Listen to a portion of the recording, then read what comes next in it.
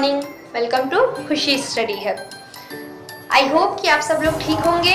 जैसा कि आपको पता है अप्रैल से न्यू बैचेस स्टार्ट होने वाली हैं स्कूल में, और कोचिंग से भी नई बैचेस स्टार्ट होने वाली हैं। तो क्लास 10th वालों के लिए शायद बोर्ड का एग्ज़ाम कैंसिल हो जाए या फिर नहीं भी होता है, तो फिर बच्चों को 10th जो होता है 9th 10th 11th 12th ये बेस होता है, क्योंकि करियर के लिए यही इंपॉर्टेंट है। आप जितना बेसिक नॉलेज गेन करोगे आपका करियर उतना ही स्ट्रांग होगा। तो आगे बीए करिए या बीए से तो मैथ केमिस्ट्री फिजिक्स हट जाएगी, बट केमिस्ट्री फिजिक्स और मैथ्स पढ़ने के लिए बीएससी वालों के लिए या जो भी अपना इंजीनियरिंग वगैरह करना चाहते हैं या फिर आगे चल के वो नीट वगैरह देना चाहते हैं, जेई देना चाहते हैं, तो वो उन लोगों के लिए इम्पोर्टेंट है। तो बोर्ड एग्जाम हो या ना हो, हमें इसे बोर्ड के ही तरह पढ़ना है, ताकि कि चैप्टर 10 मतलब क्लास 10 का जो भी चैप्टर है, पूरी जो केमिस्ट्री की बुक है, फिजिक्स की बुक है, बायो की बुक है, मतलब एक साइंस की बुक में वो पूरा कंबाइंड होगा, बट केमिस्ट्री के अलग चैप्टर्स पढ़ाए जाते हैं, फिजिक्स के अलग और बायो के अलग। तो मैं आपको एक 10th की जो वीडियो दे रही हूँ वो एक बोर्ड लेवल के हिसाब से ही नोट्स दे रही हूँ। तो फिर हम थोड़ा थोड़ा ही वीडियो में कवर करेंगे ताकि आपको क्लास 10th का जो वीडियो है वो अच्छे से समझ में आए।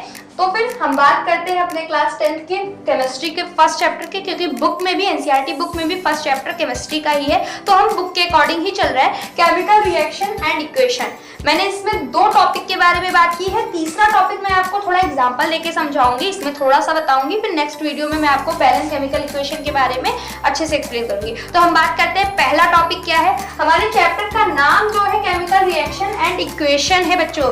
तो केमिकल रिएक्शन क्या होती है, केमिकल इक्वेशन क्या होती है, उसके बाद इस केमिकल रिएक्शन इक्वेशन का यूज कहाँ होता है, क्या क्या इसे अफेक्ट करता है, फिर दूसरी चीज बैलेंस केमिकल इक्वेशन क्या होती है, उसके बाद हम 5 तरीके की रिएक्शंस पढ़ेंगे। Combination reaction, double displacement reaction, displacement reaction, decomposition reaction plus redox reaction, जिसके अंदर ऑक्सीडेशन और रिडक्शन दोनों होता है।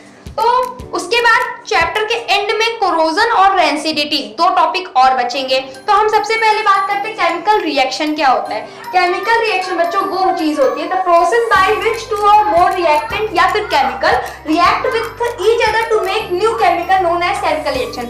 जिस प्रोसेस के द्वारा 2 या 2 से अधिक, जिस प्रोसेस के द्वारा 2 या 2 से उससे ज्यादा रिएक्टेंट का मतलब जो रिएक्ट करते हैं, आपने रिएक्शन लिखी हुई देखी होंगी बड़े भाई बहनों की बुक में, तो जो 2 चीजें रिएक्ट करती हैं या 2 से अधिक चीजें रिएक्ट करती हैं उनको रिएक्टेंट बोलते हैं। जैसे कि मैंने यहाँ MgO2 लिखा है, तो Mg और O2 ये दोनों ही हमारा रिएक्टेंट का काम करेंगे बच्चों। ये दोनों हमारे रिएक्टेंट है। क्या चीज है बच्चों, रिएक्टेंट। जो एरो के इधर होता है वो रिएक्टेंट होता है, जो एरो के इधर होता है वो प्रोडक्ट होता है बच्चों।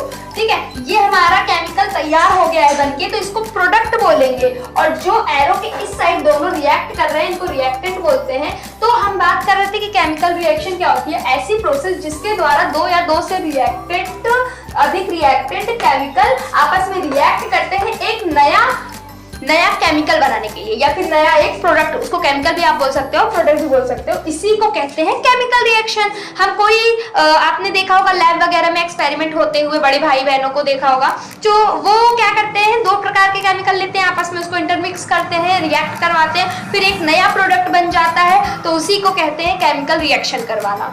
हम बात कर रहे थे एग्जाम्पल की Mg, मैग्नीशियम जो है वो ऑक्सीजन के साथ रिएक्ट कर रहा है, एयर के साथ रिएक्ट कर रहा है और MgO बना रहा है। ये इस प्रोडक्ट का नाम है मैग्नीशियम ऑक्साइड बच्चों। तो मैग्नीशियम ऑक्साइड बन गया। मैग्नीशियम एक प्रकार का क्या होता है, मेटल होता है, तो मैग्नीशियम ऑक्साइड बन गया। मैंने आपसे पिछले वीडियोस में क्लास 9 की वीडियोस में बात की थी कि जब कभी मेटल ऑक्सीजन के साथ रिएक्ट करता है तो वो मेटल ऑक्साइड बना लेता है। तो मैग्नीशियम ऑक्साइड इस प्रोडक्ट का नाम है, इसी को कहते हैं केमिकल रिएक्शन।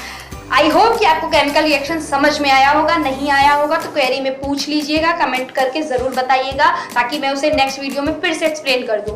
बात करते हैं केमिकल इक्वेशन क्या होती है बच्चों। केमिकल रिएक्शन से ही केमिकल इक्वेशन बनती है, मतलब इसी केमिकल रिएक्शन को जो मैंने लिखा है यही केमिकल इक्वेशन है।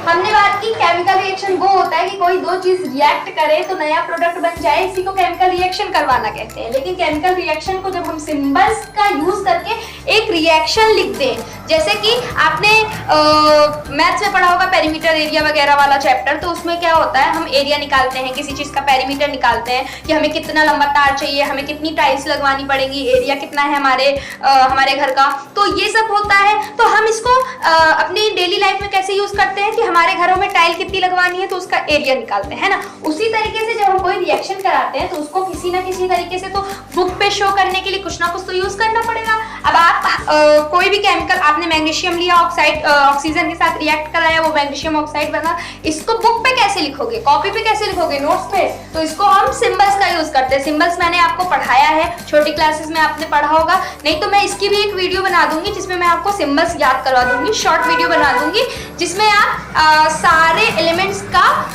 जो सिंबल होता है, फॉर्मूला होता है, वो मैं आपको उसमें रिवाइज करा दूंगी। इसके बाद मैं एक वीडियो वो बना दूंगी। तो मैं बात कर रही थी कि केमिकल इक्वेशन, तो जो छोटी रिप्रेजेंटेशन, शॉर्ट रिप्रेजेंटेशन इसको बोलते हैं। क्यों शॉर्ट रिप्रेजेंटेशन बोलते हैं? क्योंकि यहाँ पे आपने शॉर्ट तरीके से अपनी रिएक्शन को बताया है। रिएक्शन आप जो करवा रहे हो मुंह से बोल के थोड़ी ना बुक पे बताओगे, तो उसको जो आप रिएक्शन करवा रहे हो उसको जो आपने सिंबल्स में लिखा है, सिंबल्स मतलब फॉर्मूलाज में लिखा है, जैसे कि आयरन H2O, H2O क्या होता है बच्चों, ये होता है वाटर, और ये होता है Fe जो होता है ये आयरन होता है। तो आयरन को सिंबॉलिक तरीके में Fe लिखते हैं, वाटर को सिंबॉलिक तरीके में H2O लिखते हैं। फिर केमिकल इक्वेशन वो होती है जिसमें हम केमिकल रिएक्शन जो हमने कराई है, मतलब मैंने आयरन को वाटर के साथ रिएक्ट कराया, तो इस केमिकल रिएक्शन को मैंने सिंबल्स का यूज करके, केमिकल के सिंबल्स का यूज करके शॉर्ट रिप्रेजेंटेशन जो दी है उसी को कहते हैं केमिकल इक्वेशन। हम बात कर रहे हैं एग्जांपल की, तो आयरन वाटर के साथ रिएक्ट करेगा, तो आयरन और वाटर रिएक्ट करके Fe3O4 बनाएगा प्लस H2। H2 क्या है बच्चों? हाइड्रोजन गैस है। ये क्या है?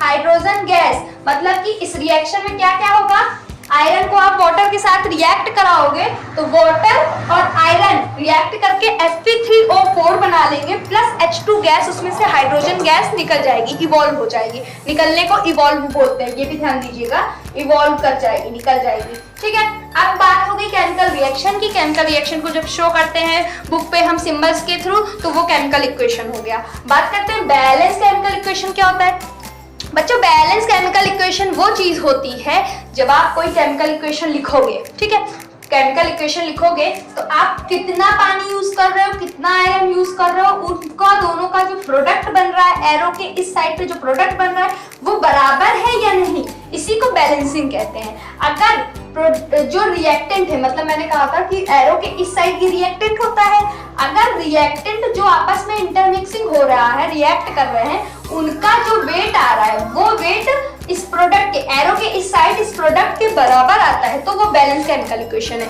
और अगर ऐसा नहीं है तो आपकी इक्वेशन गलत लिखी गई है, ये आपको बताता है। बैलेंस केमिकल इक्वेशन का मतलब कि आपने जो इक्वेशन लिखी है केमिकल इक्वेशन वो बैलेंस है या नहीं। बैलेंस का मतलब कि इस एरो के लेफ्ट साइड का जो वेट आ रहा है वो बराबर है एरो के इस साइड के प्रोडक्ट के वेट के बराबर है या नहीं। अगर ये दोनों बराबर है तो आपकी रिएक्शन बैलेंस्ड है, और अगर नहीं है तो ये अनबैलेंस्ड रिएक्शन है, जिसको बैलेंस करने के लिए बोर्ड एग्जाम में क्वेश्चन आते हैं, और आपके जो एकेडमिक एग्जाम होते हैं उसमें भी वो आपको स्कूल में पेपर बनाते हैं टीचर्स, तो उसमें भी आपको जो है क्या कहते हैं क्वेश्चन देते हैं। तो मैं आपको एक वीडियो बनाऊंगी जिसमें बैलेंस करने सिखाऊंगी। नेक्स्ट वीडियो में मैं बैलेंस केमिकल इक्वेशन को एक्सप्लेन करूंगी, प्लस उसके साथ साथ उन केमिकल इक्वेशन को कैसे बैलेंस करते हैं, अगर कोई बैलेंस अनबैलेंस रिएक्शन है तो उसको कैसे बैलेंस करते हैं। मिलते हैं नेक्स्ट वीडियो में, मेरे साथ बने रहिए। आपको वीडियो कैसी लगी आप जरूर बताइएगा, कोई क्वेरी हो तो कमेंट में भी जरूर बताइएगा। वीडियो को शेयर करिए अपने दोस्तों के साथ। ये क्लास 10th की वीडियो है, मैं होप करती हूँ कि 10th वाले बच्चों के लिए ये हेल्पफुल साबित होगी। तो thank you for watching my video and keep your eyes on me. Take care. Bye bye.